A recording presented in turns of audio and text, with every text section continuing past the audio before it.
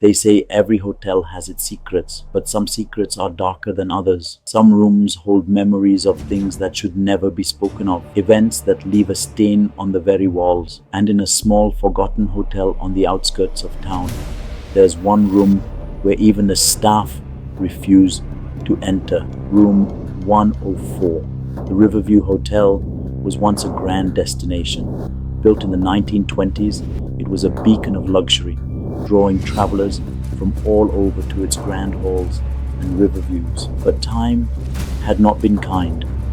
By the early 2000s, the hotel had become little more than a shadow of its former self, run down, forgotten, and barely keeping its doors open.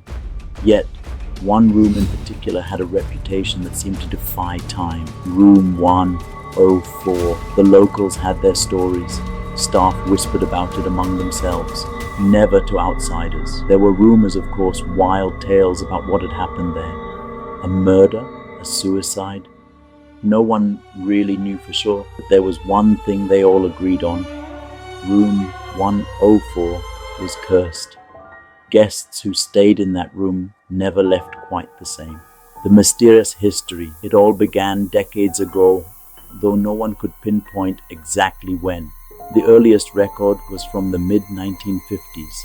A businessman checked into room 104, a man by the name of Richard Hallows. He was successful, wealthy, and had no reason to end his life. Yet the very next morning, he was found hanging from the ceiling fan. The room was locked from the inside, and there were no signs of a struggle. After Hallows' death, the room sat empty for months. The hotel manager at the time, Mr. Klein, decided to open it again, thinking it was just an isolated tragedy. But things didn't stay quiet for long. Over the years, strange things began to happen. Guests reported hearing whispers at night, faint at first, but growing louder the longer they stayed. Some said the walls would tap, like someone was inside them, trying to get out. The air would turn ice cold without explanation, and every clock in the room would stop at exactly 3:03 a.m. Worse still were the dreams. The darkness in room 104. Anyone who stayed in room 104 experienced the same nightmare. They would see the door of the room slowly creak open, and standing just beyond it was a shadowy figure, its face obscured, always watching, never moving. The figure didn't speak, but its presence filled the dreamer with an overwhelming sense of dread, as if something unspeakable was about to happen. Then, just before they woke up, the figure would whisper a single word into their ear: "Stay." No one ever stayed. Some guests left in the middle of the night, demanding a refund, refusing to explain why. Others, the braver ones, tried to tough it out, only to leave at dawn, pale and shaken, their eyes haunted by whatever they had seen. The hotel's reputation plummeted, but the manager refused to close off the room. After all, it was just a room. How could a room be evil? The final guest. Years later, the room was largely forgotten until Mark Daniels arrived. He was a skeptic, a man who didn't believe in ghosts or curses. He had heard the stories about room 104, and frankly, he found them amusing. A haunted room. Ridiculous. He was traveling for business and decided to book the infamous room himself to prove once and for all that the stories were nothing more than small-town superstition. On the first night, Mark settled in, pouring himself a drink and chuckling at the absurdity of it all. The room was just like any other, dated, with faded wallpaper and a creaky bed. There was nothing special about it, but as the night wore on, the temperature began to drop. The radiator rattled and groaned, but no heat came through. A cold chill settled over the room, and Mark could see his breath in the air. He ignored it. Just an old building with bad heating. Then came the whisper, faint at first, like someone calling his name from far away. "Mark!" The sound seemed to come from the walls themselves, soft but unmistakable. Mark froze, staring at the walls.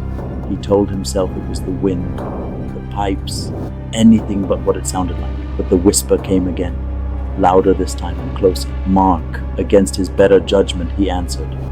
"Who's there?" Silence. The witching hour.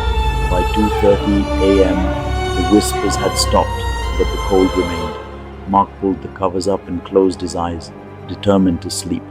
But sleep did not come. He tossed and turned, feeling the weight of the room pressing down on him. At exactly 3:03 a.m., Mark's eyes snapped open. The room was dark, save for the dim light of the moon filtering through the curtains. And then, from the corner of the room, he saw it, the shadow, a tall figure darker than the night itself standing near the door. It didn't move, didn't breathe. It just stood there, watching. Mark's heart pounded in his chest as he tried to convince himself it was a trick of the light, but deep down he knew it wasn't.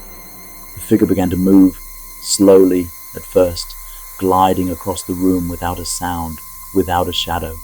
As it approached the bed, Mark tried to scream, but no sound came from his throat. Then, the figure leaned in close, so close, Mark could feel the cold radiating off it, and whispered in his ear, "Stay." Mark bolted upright, drenched in sweat, his heart racing. The room was empty. The figure was gone, but the clock on the nightstand had stopped, frozen at 3:03 a.m. The aftermath. Mark left the hotel the next morning without saying a word. He never spoke of what he saw, but those who knew him said he was never the same. His once confident demeanor was replaced by a quiet, haunted look. He avoided hotels after that, always insisting on staying with friends or family when he traveled. Room 104 remains locked now, permanently. No one dares to enter. The hotel staff won't talk about it, and the few who still work there say the room hasn't been touched since Mark's stay. But sometimes late at night, when the halls are quiet, they claim they can still hear it. The faint tapping from within the walls, the whispering that never stops. And if you're brave enough to stand outside room 104 just before 3:03 a.m., you might hear it too. Stay. They say some places are never meant to be disturbed. Room 104 is one of them.